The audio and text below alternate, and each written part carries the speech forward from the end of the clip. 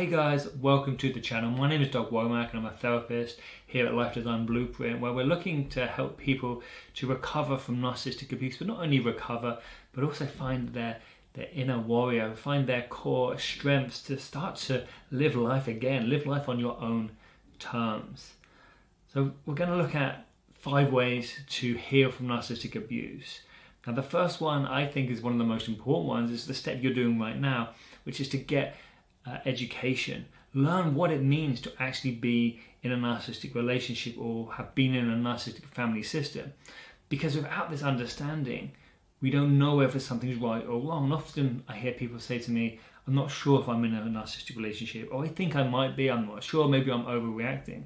Now the problem is we've been told to minimize our feelings. We've put other people first if we're a people pleaser, or we're too scared to kind of stand up and fight for what we want, because that just seems so scary, and we prefer to do the things that are less scary. So knowing to trust yourself, knowing to trust your intuition, I would say would be definitely the first one. Doing that education about what's going on and learning to trust yourself, and looking, if you've got a feeling, you think, hey, is it right? This was the situation, someone said this to me and I felt like this. Is that narcissistic abuse? Well, ask someone, speak to a therapist, write it down. Make sure you've got all this information that's been going through your head, rather than it just you letting it ruminate, rather than you starting to doubt yourself, rather than you starting to say, well, I'm guessing that it's probably my fault, so maybe I just need to please the other person, or I just need to be a better human being myself. Because that's the problem. That's what happens when we've been gaslighted, when we've been minimized. Our feelings aren't valid anymore. We start to believe that we don't matter. And the truth is, you do matter. You 100% do matter. Just because someone's told you haven't doesn't mean it. And I get it. The person telling you is the person who is supposed to love you, the person who is supposed to be able to trust, whether this would be your caregiver, your parents, or the person you want into a relationship with, or even the people at work that we think we can trust. But some of them, they have their own agenda. So we've got to be very careful of that. And that means just to start to trust yourself. The second stage is grieving. Now, like anything that we've lost, even though it might be on the outside, people say, yeah, you're so lucky to get out of there. The truth is, you're not going to feel lucky. You're going to feel like that was awful, and it was. And you're going to feel, I don't want to split up with this person, but I did. Or it happened, or I just had to escape, whatever reason. You're not going to feel lucky. Right? You're going to feel hurt. You're going to feel like you lost something, like a big part of yourself. So in fact, you're grieving more than just a relationship. Because yes, you lost the relationship, you've lost all the time, effort, everything you put into that relationship, but you've also lost yourself, because in a narcissistic relationship, you come second. So you've had to put that person first every single time, until the point where you often end up losing yourself. So it becomes to this point where it's like, who am I? So you've got to start to grieve the loss of yourself, grieve the loss of your time and everything that you've put into it. Maybe it's financial you've put in, everything. You've got to grieve it. You're losing a person. You're losing what you knew to be, although it's not the reality that's going to be the best for you long term. Right now, grieve. Don't be afraid to hit that pillow, shout, scream, cry, whatever you need to do. It's so important that you spend that time grieving, the grieving process, like you do in any breakup, or like you do in a death. It's grieving. You have to allow yourself to have that time, but that's okay. Those emotions, even if people are saying, oh, you should just get over it, you're so lucky, you dodged a bullet, which I hear all the time. Yes, you did, by getting out of there, but you've got to grieve, whatever. It's not easy to just move on. People who say you can are lying. Number 3 is do the internal work. Start working on yourself. Don't just run out and jump into a breakup relationship or rebound relationship. Work on yourself. This is an opportunity. We've got to turn that pain into an opportunity. We've got to turn our need for comfort into a need to comfort ourselves. Because this is now your time. This is now that time that, yes, it feels like I'm on my own and I feel let down and it hurts. But actually, this is the time now where you can go deep. You can go inside and work out what it is. Why did I keep getting to negative relationships? What is the patterns that I see around? Now, you might not want to do this alone. You might want to do this with a therapist. You might want to do this in the program. But whatever it is, make sure you start to look at your life, because this is an opportunity to self-reflect and learn about yourself, which is a beautiful thing.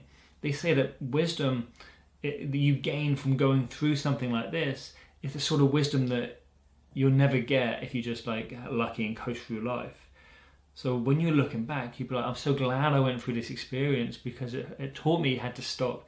It taught me to settle down. This is one of the best experiences that I could go through, is the going through the evaluation of yourself, not the experience of the narcissistic relationship, but the aftermath, when you allowed now to be like, hey, I'm going to look at myself. What is it about me that keeps getting into these relationships? What happened when I was younger?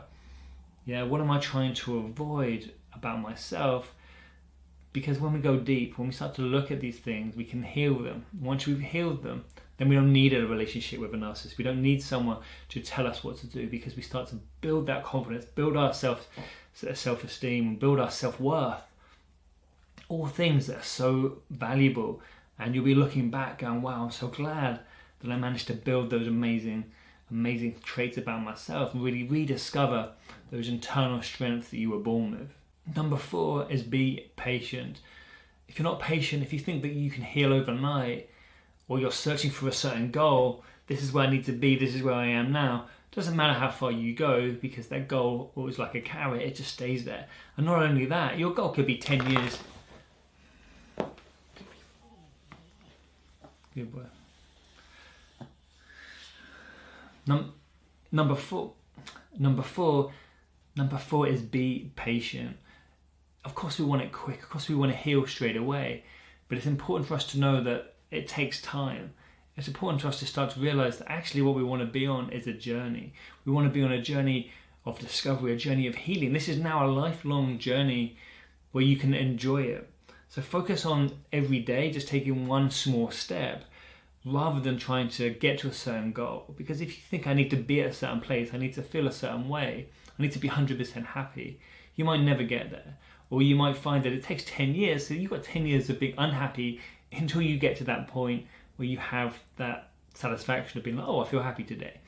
Instead, see what you can do today, because the only time that really exists is the present. So when you're living in the present, when you're living now,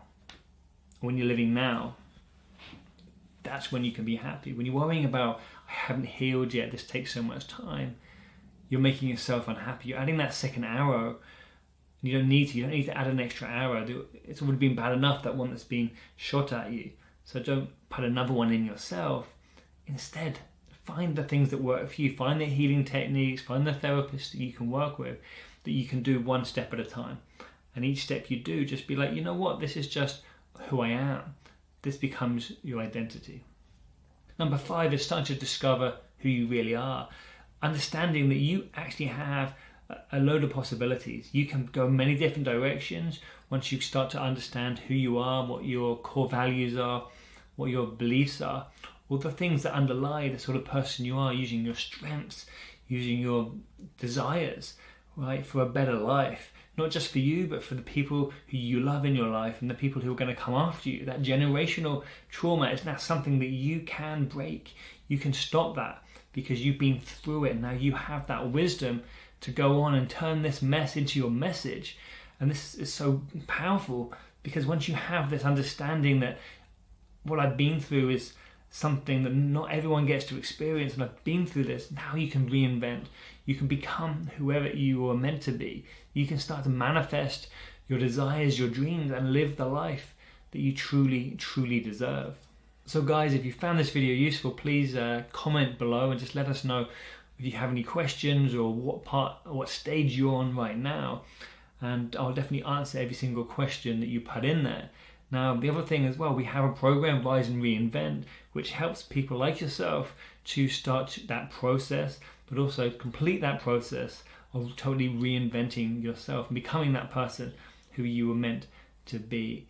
And finally, if you can, subscribe to the channel, because it's so important that we start to spread this message wide and let everyone know that there is amazing life after narcissistic abuse.